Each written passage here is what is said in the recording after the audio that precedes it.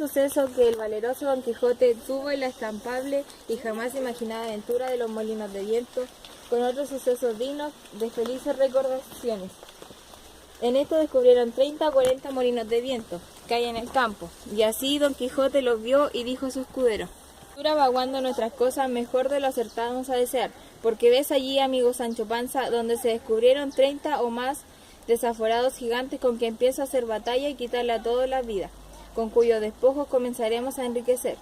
Que esta es buena guerra y es gran servidor de Dios, quitar tan mala simiente donde Cuando nuestras cosas mejor de lo que acertamos a desear, porque ves allí, amigo Sancho Panza, donde se descubren 30 o poco más desaforados gigantes con quien pienso hacer batalla y quitarles a todas las vidas, con cuyos despojos comenzaremos a enriquecer.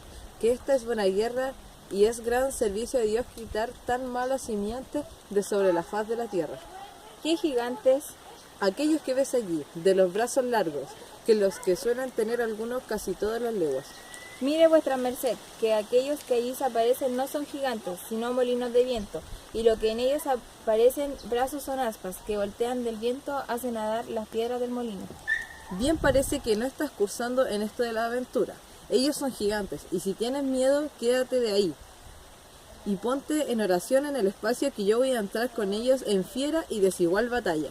Después hace su caballo Rocinante, sin atender a las voces que su escudero Sancho le daba, advirtiéndole que sin duda alguna eran molinos de viento y no gigantes aquellos que iba a acometer.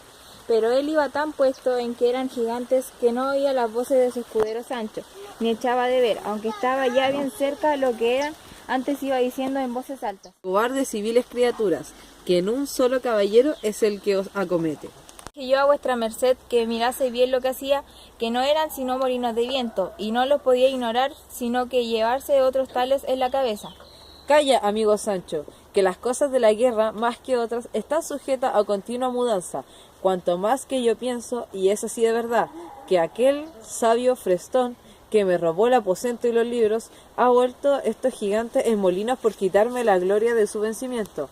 Tal es la enemistad que me tiene, más al cabo han de poder poco sus malas artes contra la voluntad de mi espada. Y encomendándose de todo corazón a su señora Dulcinea, pidiéndole que en tal trance le socorriese, bien cubierto de su rodela, con la lanza en ristre, arremetió a todo el galope de Rocinante, y embistió con el primer molino que estaba adelante, y dándole una lanzada en el aspa, la volvió el viento con tanta furia que la hizo lanza a pedazos, llevándose tras sí al caballo y al caballero, que fue rodeando muy maltrecho por el campo. Acudió Sancho Panza a socorrerle a todo el correr de su asno, y cuando llegó halló que no podía menear tan fuerte, tornó a subir sobre Rocinante, que medio despaldado estaba, y hablando de la pasada aventura, siguieron el camino del puerto Lapice, porque allí decía Don Quijote que no era posible dejar de hallarse muchas y diversas aventuras, por ser lugar muy pasajero, sino que iba muy pesadoso por haberle faltado la lanza, y diciéndole a su escudero dijo: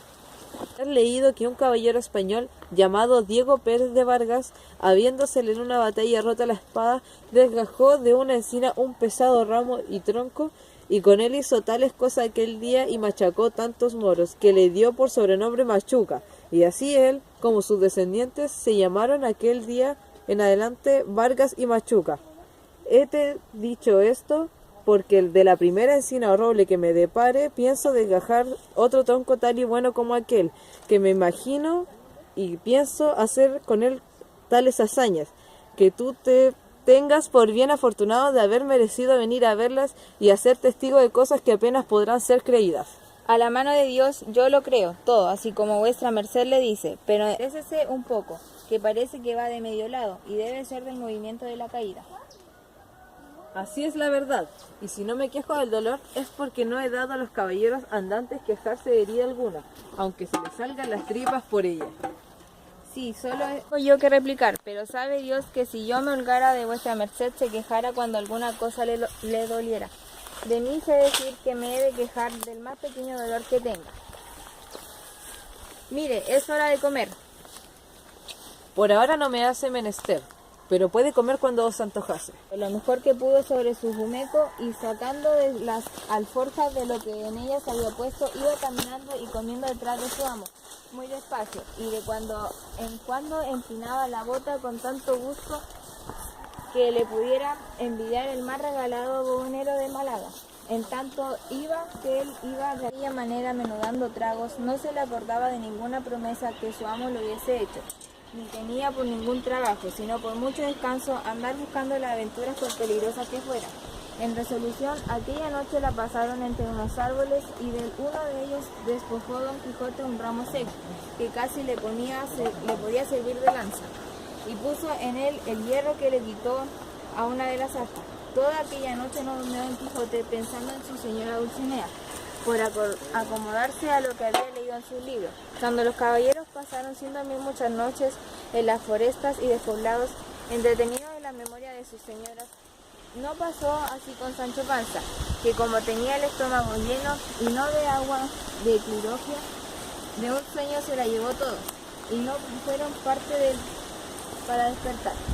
Si su amo no le llamara los rayos del sol que le daban en los rostros, ni el canto de las aves que muchas y muy regocijadoras la venida del nuevo día saludaban.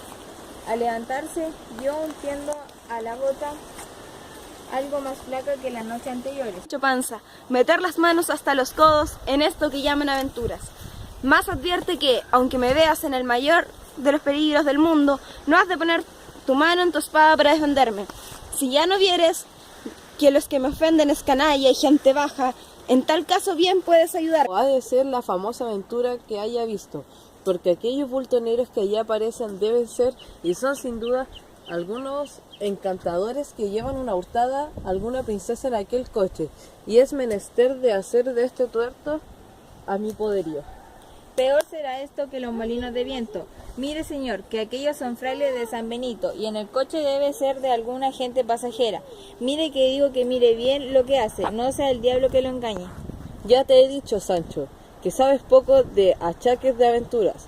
Lo que yo digo es verdad y ahora lo verás. Dejad luego al punto de la alta princesa que en ese coche lleváis forzadas. Si no, aparejaos a recibir presta muerte por justo castigo de vuestras malas obras. Riendas y quedaron admirados, así de la figura de Don Quijote como de sus razones, a las cuales respondieron: Señor caballero, nosotros no somos enviados ni descomunales, sino dos religiosos de San Benito, que vamos a nuestro camino y no sabemos si en este coche vienen o no ninguna de sus forzadas princesas. Para conmigo no hay palabras blandas, que ya os conozco, fe mentida canalla. Puesta, picó a Rocinante y la lanza baja arremetió contra el primer fraile con tanta furia y de nuevo, que si el fraile no se dejara caer de la mula, él le hiciera venir al suelo mal de su grado, aún mal herido si no cayera muerto. El segundo religioso, que vio de modo que trataban a su compañero, puso piernas al castillo de su buena mula y empezó a correr por aquella campaña más ligero del mismo viento. Sancho Panza, que vio en el suelo al fraile, apegándose ligeramente de su asno, arremetió a él y le comenzó a quitar los hábitos. Llegaron en esto dos mozos de los frailes, y preguntándole por qué dar la espada y el cubrirse bien de su rodela y el arrementar al vizcayo, todo fue en un tiempo, llevando determinación de aventurado todo a la de un solo golpe. El vizcaíno, que así le vio venir contra él, bien entendió de su denuedo coraje, determinó a hacer lo mismo que Don Quijote, y así la guardó bien cubierto de su armada, sin poder rodear la mula a ninguna parte, que ya de puro cansada y hecha semejantes niñerías no podía dar un paso. Venía pues, como se le había dicho, Don Quijote contra el canuto vizcaíno, con la espada en alto, con determinación de abrirle por medio, y el vizcaíno le aguardaba a sí mismo, levantada la espalda y aforrando con su armada, y todos los circunstantes estaban temerosos y colgados de lo que había de suceder de aquellos tamaños golpes con los que se amenazaban. Y la señora del coche y las demás criadas suyas estaban haciendo 1000 votos y ofreciendo a todas las imágenes y casas de devoción de España, porque Dios librase a su escudero y aquella de aquel tan grande peligro en la que se hallaban. Pero está el mal hecho, que en ese punto terminó de dejar al autor de esta historia esta batalla, disculpándose que no halló más escrito de estas hazañas de Don Quijote que las que deja referidas. Bien es verdad que el segundo autor de esta obra no quiso creer que tan curiosa historia estuviese entregada a las leyes del olvido, ni que hubiese sido tan poco curioso de ingenios de la Mancha que no tuviese en sus archivos o en su escritorio algunos papeles los que este famoso caballero tratase. Y así, con esta imaginación, no se desesperó de ayer, en fin, esta apachable historia, el cual, siguiendo el cielo favorable, le halló de modo que se encontrara en el siguiente capítulo.